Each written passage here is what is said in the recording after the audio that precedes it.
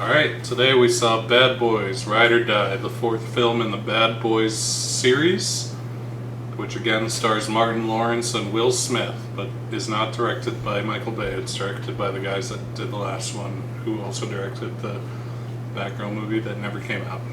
Connor, what'd you think of Bad Boys, Ride or Die? What's the plot? What's the plot of Bad Boys, Ride or Die?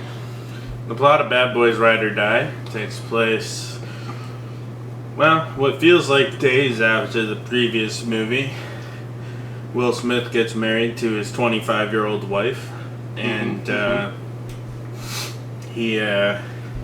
everything seems great in the life of him and Martin Lawrence until Martin Lawrence gets a heart attack that almost kills him and becomes something of an odd, like, mystic person, I guess, like believing in past lives and this and that and just being weird. Yep, that's the joke. That's not that important. That's basically just for some comic relief, making light of a bad situation.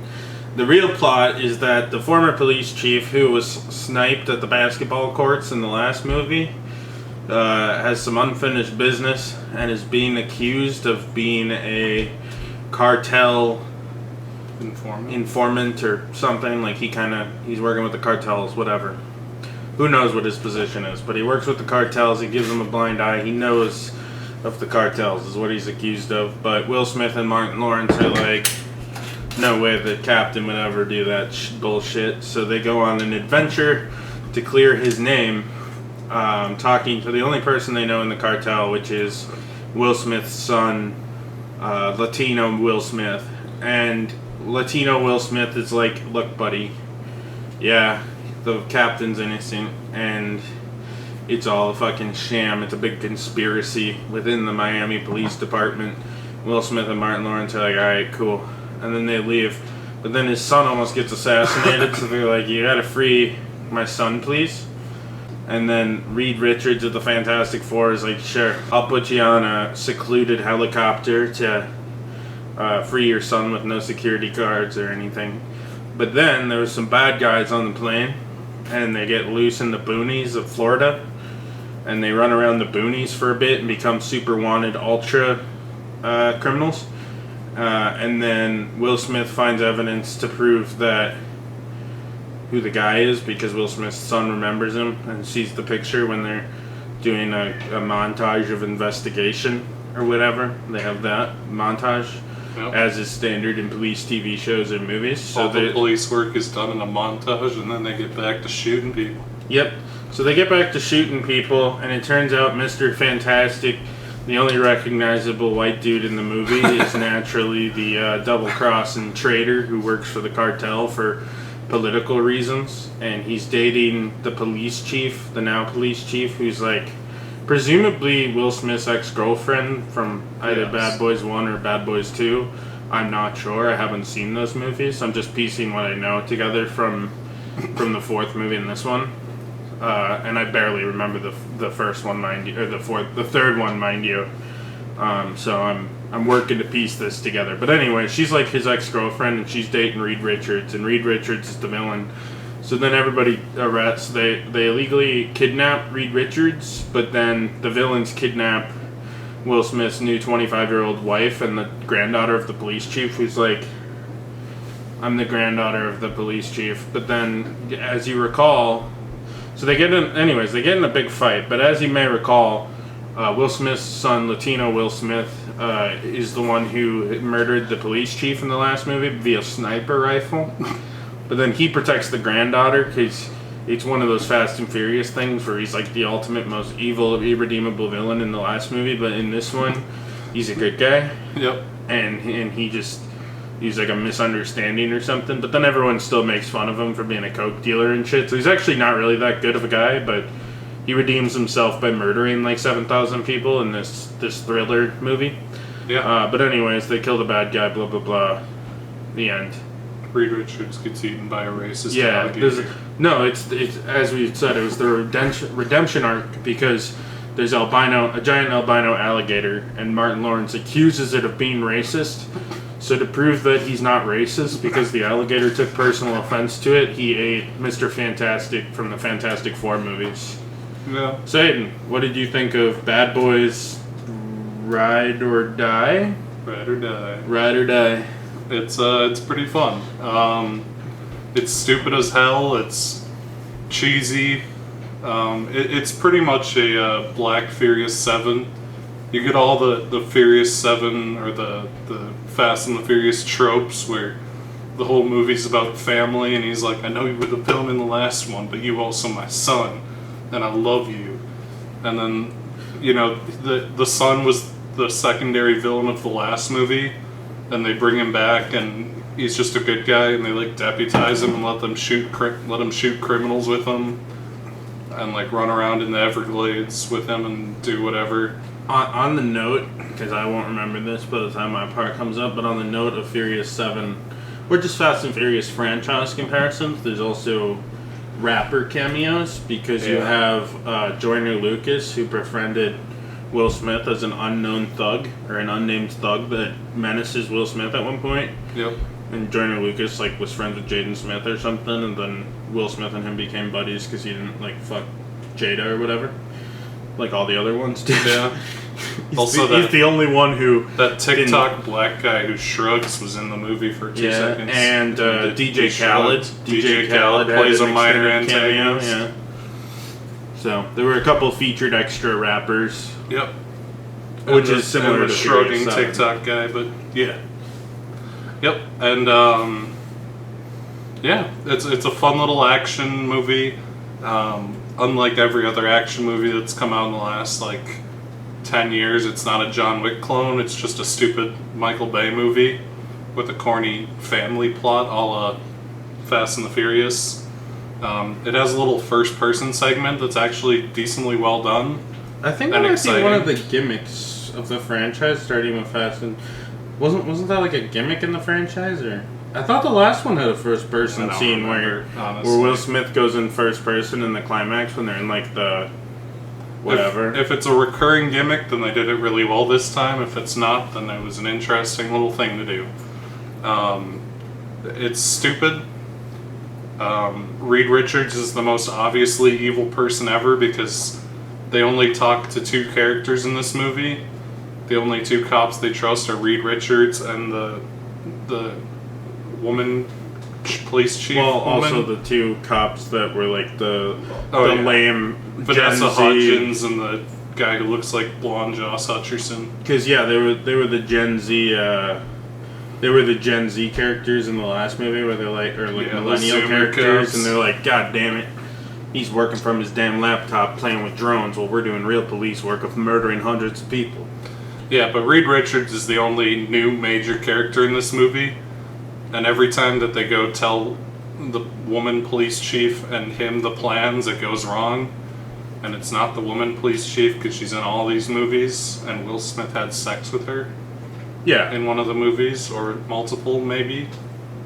Probably multiple, I don't know. The Martin Lawrence stuff, where he becomes a schizo after he has a heart attack, is surprisingly amusing, and does kind of carry the comedy because he just becomes a weirdo, and they have a lot of overindulgent bullshit around that, like he's not allowed to eat candy, so during one of the shootouts he starts licking jelly beans off the ground and stuff, and it's fun and silly. And you got your stock standard Michael Bay 2000s shooting action, and you know, Will Smith is a charming man despite getting cucked, and it's just a fun little stupid 2000s-ish Fast and the Furious-esque little action romp. It's a nice time. It definitely, the previous one, Bad Boys for Life, was very reverential of the old movies, and like the Ghostbusters Afterlife of Bad Boy with like a sad piano rendition of the Bad Boys song, and they're like, we're old now and we gotta raise this next generation. This one's just balls to the wall, full out there, just as stupid as can be, and it's really fun for it. So Connor, what'd you think of Bad Boys for I keep wanting to call it For Life because that's a much better title than Ride or Die. Well, For Life was the third one, which I guess kind of made sense because it's like this is the return. But now this would have made the most sense to be Bad Boys For Life. They should have also called this one For Life, but with a four. Yeah. Well, they should have just not called the last one For Life. They could have called it like Bad Boys The Return, and then this one could have been Bad Boys Ride For or Die. Life. Yeah. They could have called the last one. Yeah, fucking Bad switch Boys it around. Ride or Die. Switch it. I mean, the fucking title doesn't matter, frankly. I mean, it kind of makes sense because it's like, oh, you know, we're riding or dying for our beloved police chief or whatever. But regardless, I don't know why this one's called Ride or Die. It's not. After Will Smith's very weak slap at the Oscars that got him canceled, they're like, let's cancel this guy, but, you know, there's plenty of bad shit that happens in Hollywood. Like, Kevin Spacey is acquitted and everyone's trying to uncancel him right now, but Will Smith got canceled for a shitty slap, and it became big news. But then, then to get it further, getting cucked and, like, holding his wife's belly like she's pregnant at all of the fucking book signings where she's like, I went to my son's friend's house and I was getting fucking gangbanged and Will was in the corner crying or whatever. Yeah, he's and on the redemption like a fucking tour. Pussy. So he's on a redemption tour, so he's back to his old ways. I assume it was in the credits and not in the movie itself, which is kind of disappointing, but apparently he made his first Will Smith rap in a while. And his first rap that he's done for a movie since, I believe, Wild Wild West. Yeah. So that was crazy. And then Will's just... He's being Will. He's playing it up a bit. There's a little bit more edge to Will's Lawrence character. is going full ham. Martin Lawrence is going full ham. And then you also have the other redemption arc of the guys who directed this.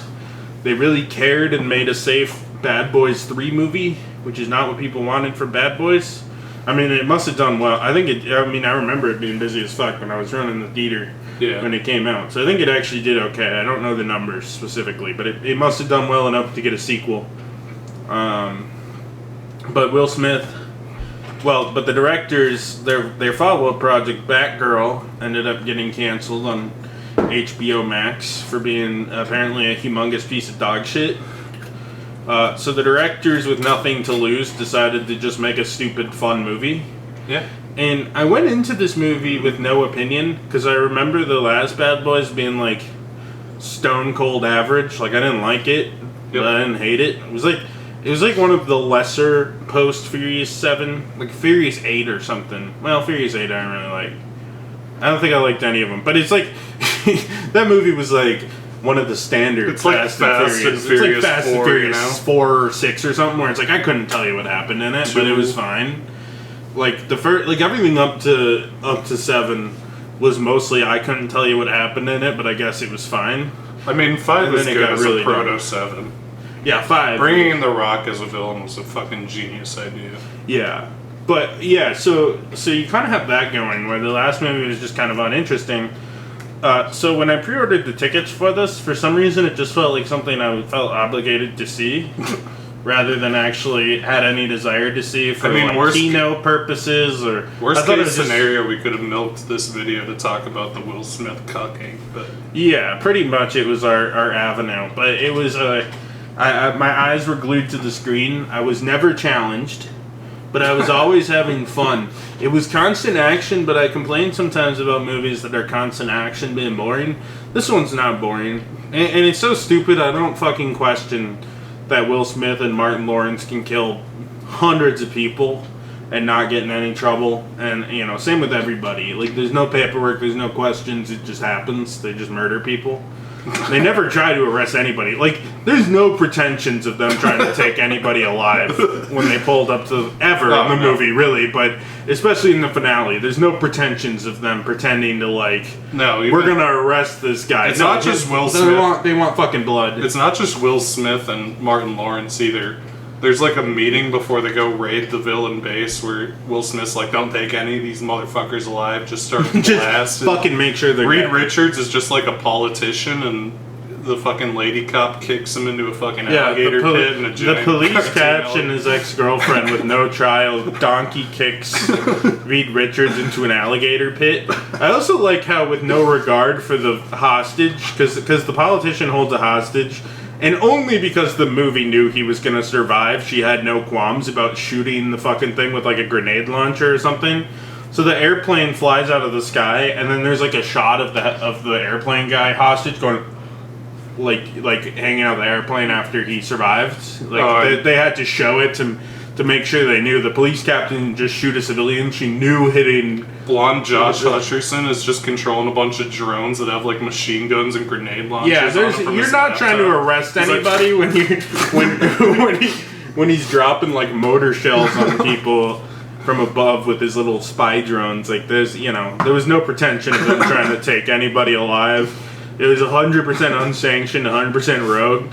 They never wanted to go back despite they deputized a serial killer. Yeah, the evidence was flimsy, and the guy sounded.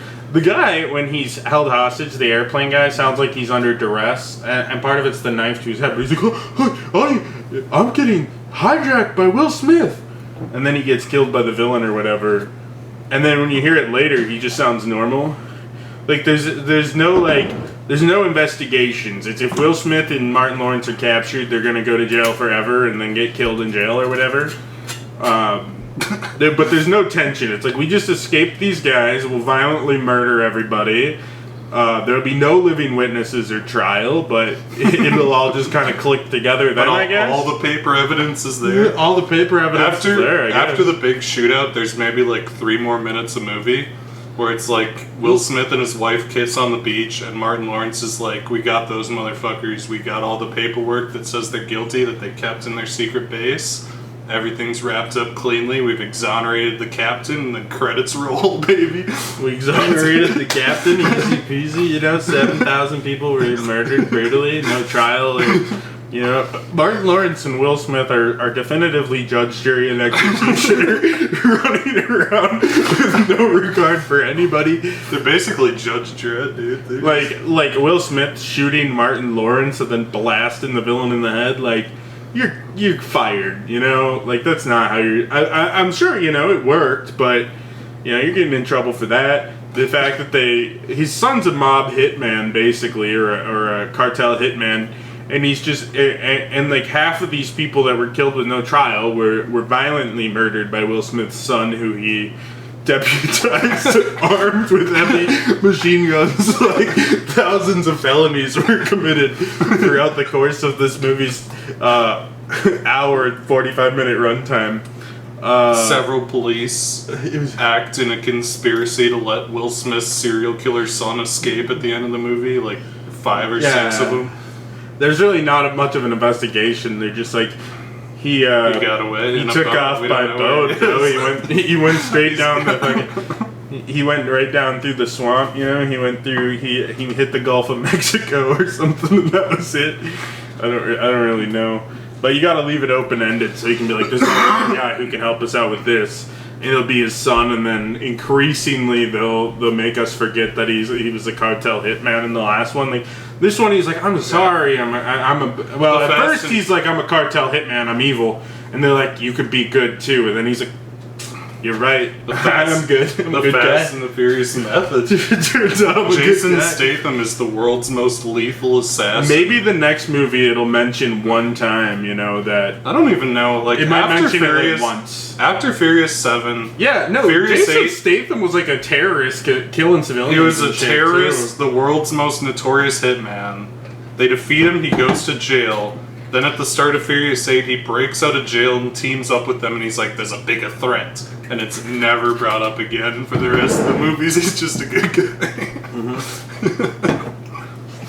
Yeah, I mean, I'm sure that'll happen here. The editing is fast-paced and fun. The action is creative. Like, for some reason, as if they're the fucking Joker or something, the fucking cartel base is a abandoned amusement park surrounded by hungry alligators. Like, they're super villains. It's ridiculous. It breaks the fabric of reality, but the movie from the get-go, I think just establishes so well that the movie does not give a fuck about reality. Like, it's not trying to be pretentious. It's not trying to explore these characters deeper than we're gonna give Martin Lawrence a heart attack and he'll become like a fucking schizophrenic. It's not a police procedural, it's just an action movie where cops murder a bunch of people. Yeah. The only police work in this movie is done in a 30-second montage. Yeah, where they're like, we gotta investigate stuff. And then the son grabs Doritos. There's a close-up shot of Doritos for like they're just showing 15 seconds, and then they're showing him and then pictures. 30 seconds later, there's like a cork board with all the conspirators on it, and Will Smith's like, okay, we got a plan, let's go kill those motherfuckers. Let's kill them all. Let's kill take no prisoners. Let's kill all these people on the word of a convicted serial killer. Also, I mean, even Reed Richards, who they fucking kidnap, hold hostage, and eventually murder, wasn't convicted of anything. They really didn't have probable cause or warrants. No, right? I mean, right before at one she point kicked him she's in. like, "Let me see your cell phone," and Reed Richards is like, "You're a crazy bitch. Why do you want to see my cell He phone?" starts You know, P. Diddying her. he starts P Diddying her. Yeah. He, Well, right before she kicks him down the pit, he shoots blonde Josh Hutcherson for some reason. Yeah, I guess that was that. At that point, it's all Seems a lot of self-defense to character, donkey kick him into the pit with a giant cartoon racist alligator looking to prove. He's like, I eat plenty of white people. I eat white people all the time, bro. I eat Reed Richards. You know, he's like, you know, he tries to throw him up. You know, He's like gagging all his He's like, he's like, if it doesn't feel right, it tastes great, you know. it tastes great, dude. He has, yeah, no, it's Kino, it's beautiful, it's dumb, but the beautiful thing about dumb movies that people gotta understand, like, I love roasting dumb movies, but nobody had anything to lose with this movie. Martin, his career is making a Bad Boys movie, like Every 10 years. I mean, just kind of at random schedules, because there was 8 years between the first and second, and then they waited another 20 years to make, fucking 17 years to make the third, and then another 5 years to make the fourth. Will Like, there's Smith's no on rhyme the or reason to it. Will Smith's on the Redemption tour. The Batgirl guys. The directors are the Batgirl guys. Reed Richards hasn't been in a movie since Rise of the Silver Surfer. Yeah, nobody's got anything to lose, so they just said, let's have fun. Will Smith's like, I'm gonna make a rap for my own movie. It's been a while. Like, and he swears for the first time in that song. That's his first song. Oh, wow. That's his first song with a swear word, because Will Smith refused to swear in a rap song till after his grandma's death, and I guess his grandma must have died or something. His grandma's up in heaven shaking her head. Yeah, well, Will Smith will not be joining her after that. After that bitch he drops, the edgy bitch. He didn't drop the N-word or anything. He wasn't going too crazy, but he did drop a bitch. And him and Jaden Smith will burn in hell for their crimes. Jaden Smith's friends, Jada, they're all gonna be in hell, and Grandma will be up there tapping her foot, looking down at all of them, shaking her damn head. Willow might have swore once. I don't know. She's going to hell too. Jaden Smith's bastard son that occasionally shows up when Will Smith does like press tours, and he's like, "Hey guys, remember I got a bastard son too." He shows up sometimes. Yeah. So Wild Willie was on the redemption arc. The movie was fucking Kino. Getting this pure of a Furious 7 vibe only happens once in a while. Furious 7, Transformers 4, this, and Pathan from India.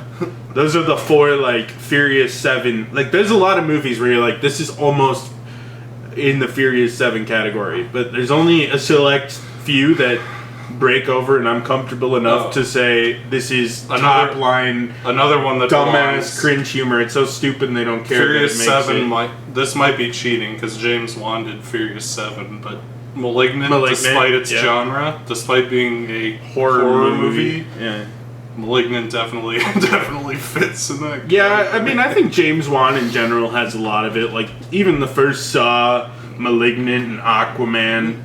are all. I think Aquaman is the one that proved that James Wan could do it again. You know, if he wanted to take those gloves off, if he wanted to flex the Furious 7 muscles, he could.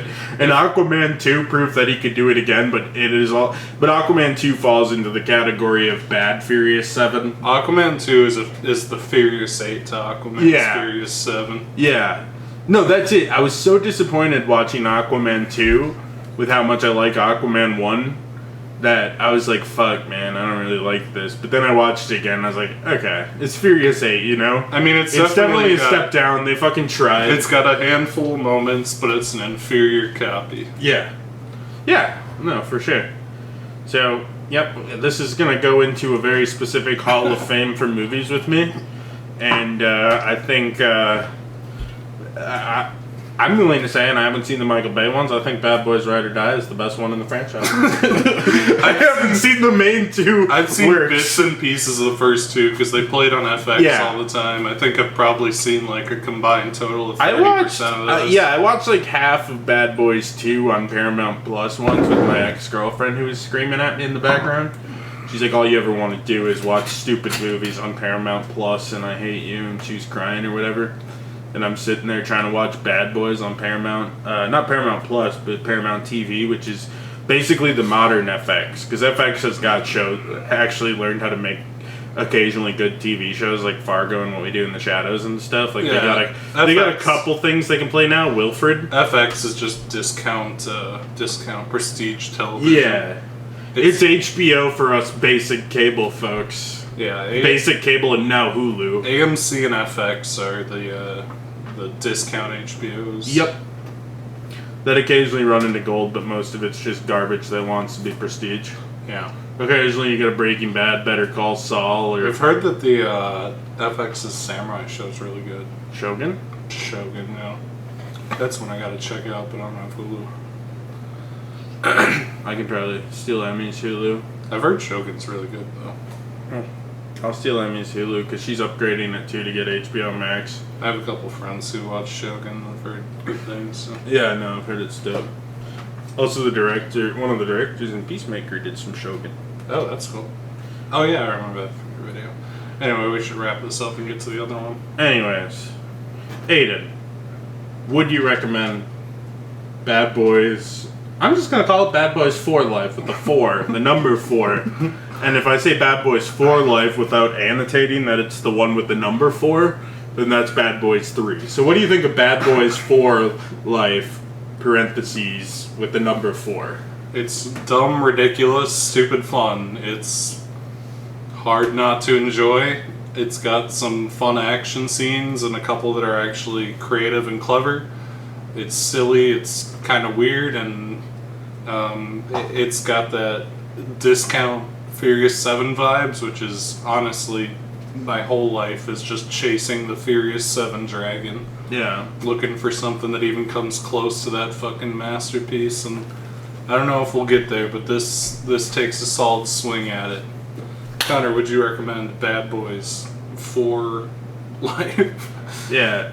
See, I'm going to have to disagree with you slightly because I would say this movie is Casablanca and Furious 7 is Citizen Kane, you know what I'm saying? They're both old black and white movies, or in this case, you know, they're both boring. They're both larger than life action films. Yep. But they're not they're similar. But they're very different, you know, but they achieve the same goal. Yeah. You know? No. So, do I recommend Bad Boys 4 Life? Yes. I'm excited to say I think it's one of the closest... I mean, I would argue it is perhaps the closest thing to Furious 7 since the original. I don't know if I want to go that far on first watch. I don't know if I want to give it that title as of the closest thing we've gotten to Furious 7 since Furious 7. Like, that's not something you can pass away with one... with one watch. It's like declaring... It's like watching a new movie in theaters and saying this is the best movie of all time. It depends how you mean, because I think in tone, Transformers 4 probably comes the closest. You're right. No, you're right. But this one definitely aligns more on the action axis to Furious This 7. This is a Furious 7 ripoff movie, or not ripoff, but it is the exact same genre. Where the only difference is Transformers 4 is the exact same genre as well, but instead of the characters shooting their own guns and driving fast cars, the fast cars change and then shoot guns. That's the difference between Transformers 4, Bad Boys, and over here, Bad Boys Ride and Die. And there's more China appeal. It's slightly like, more it's China like the political appeal. compass meme where it's like... You know, it's the horseshoe. Giant robot movie, cop procedurals, and then at the bottom of the horseshoe is Bad Boys Ride and Die. Furious 7. Transformers 4. I mean, Furious 7 doesn't have a giant robot, but it does have a supercomputer car that they shoot with a rocket launcher to launch between the two buildings of the Burj Khalifa, so... Yeah. No, I loved it. Kino. It was good. I had fun. I like when a movie is just like... I actually have nothing good to say about... I mean, like, the editing and action scenes are good. But the movie's otherwise pretty much incoherent and not that good. But I just enjoyed it so much anyway.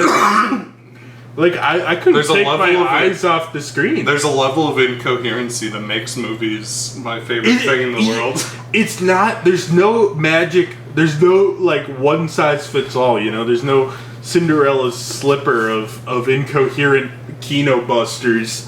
But this found... It's a trait that this movie, Furious 7, Transformers 4, Python... It's like 20% intended result and 80% sheer fallen into it, you know? It's not something you can just cook up, you know? You have to start crafting and eventually, this is what comes out. There's a magical kind of schizo auteur that can pull off out of whatever this is. Out of the 5 Transformers, like, there are, like, these 2 guys apparently can do it. James Wan, Michael Bay, a couple people. Yeah, and James Wan's tapped into it at least twice. Yeah, no, James Wan is good at tapping into that energy. He's definitely 3 times. He is the Steven Spielberg of the Kino. I would kind of argue that Dead Silence probably falls into the same thing, and that it's a movie that makes no fucking sense. Sam Raimi is Spider-Man 3. If you put Spider-Man 3, Spider-Man 3 is definitely Spider-Man 3 is in this category as well. Spider-Man 3, hot take, might be the most enjoyable watch of the trilogy for me. Everybody's like, Spider-Man 2 is the best. Spider-Man 1 is very good.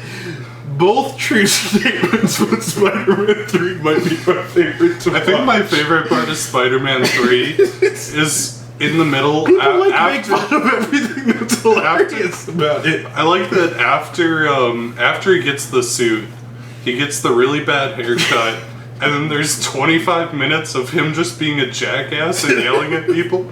Like where the fucking his weird Yugoslavian landlord comes in and he's like, "Where's the rent park?" And he's like, "You get the damn rent when you fix the damn door." And then he goes to a jazz club and starts like snapping at people. So fucking I also, of course, the key moment of when there's a dramatic 8-minute scene of Eddie Brock slowly going to church and then saying, "Please God, kill people." Yeah, the fucking that 70s show guy. Please God. Also the dramatic music starts playing and there's tears welling up in Tobey Maguire's eyes as Sandman says, "I killed your uncle on accident, bro. I swear to God." And he's like, "I believe you. Turn into sand and fly off now." Don't forget the 3-minute scene of James Franco smugly eating pie before he gets a concussion and turns into a good guy. He gets a concussion. Even the scene of him getting a concussion. Spider-Man trips him and just like, I like how Spider-Man is also like, "I'm a good guy, Harry. This is a mistake." And then he's like, "I need to neutralize Harry in a way that won't be horrible." And then he clotheslines him by the neck into a fucking lead pipe when he goes 120 miles per hour. Also, while we're on the topic, Pretty much every Willem Dafoe scene in the original movie also falls into that category. Willem Dafoe... I think the first movie, because the second movie definitively is like the one that tries to be the most serious. There's so many... The Spider-Man trilogy. There's so many Willem Dafoe scenes in that movie that are fucking iconic. Yeah. Like when he walks up to Peter Parker and he... For some reason, he like closes one of his eyes and he's like, "I'm something of a scientist myself." Oh god. Yeah. The whole Sam Raimi Spider-Man trilogy and kind of every Sam Raimi movie. Like, I know you don't like Army of Darkness, but no, I like Army of Darkness. I gave it like a 3.5. It's like Army a 7 of out of 10 Darkness for is me. Army of Darkness is an '80s Furious 7. Maybe I'll like it better next time, but it's a 7 out of 10 for me. I didn't dislike Army of Darkness. Army of Darkness. It's my least favorite of the 3. Because the second Evil Dead is the best one. Yes, it is. The first Evil Dead's okay. I mean, the first one's good, but it's just like the fact that Evil Dead 2 just reuses the entire plot from the first movie, but it's just a better version of the first movie is basically like a sign that Evil Dead 1's basically a prototype for Evil Dead 2. And then if you watch Into the Woods, he tries to take it even more seriously, and also, it's just like the same plot but 30 minutes on 8mm. What's that fucking ghost movie Sam Raimi made in like 2003? I like that one too. Drag Me to Hell? No. No, Drag Me to Hell's someone else. He made... No, Drag Me to Hell is him too. Oh, maybe...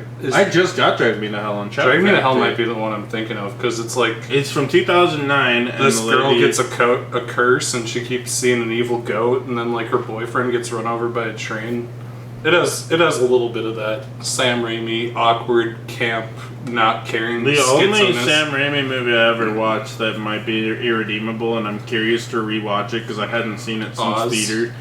Oz the Great and Powerful. I was like 14 at the time or something, and I just wandered over to the Lake 5 Theater and watched Oz the Great and Powerful as a matinee. And of course I was 14 years old, so Mr. $5 Pizza across the street with the world's greasiest pizza like gave me a free pizza. You eat a fucking ghost pepper or something like that, and I ate the whole thing and shoved some Mountain Dews in my pocket and walked into the movie. I would be curious to rewatch Oz, I guess. Burn, and I had face burn, and I was full from an entire greasy-ass large pizza. I remember not liking Oz, but maybe I'd like it more as a refined adult. I don't know how it would be good. Yeah, it's a fucking CGI nightmare. But anyway, we should get on to the next movie. But Connor, would you recommend? We already did that. Yeah, no, this is all the 15 minutes of preamble after we both recommended Post-amble. it. Yes. Yeah, this is a special movie. And I have shit to do today, so I've kind of been in a rush, and I was like, watching this movie, I was like, because this is going to be a 39-minute and 32-second video. And that's when you cut to the end screen there. Yeah, also our camera's dying, so we should probably move on. Okay, well, switch it. I set it up.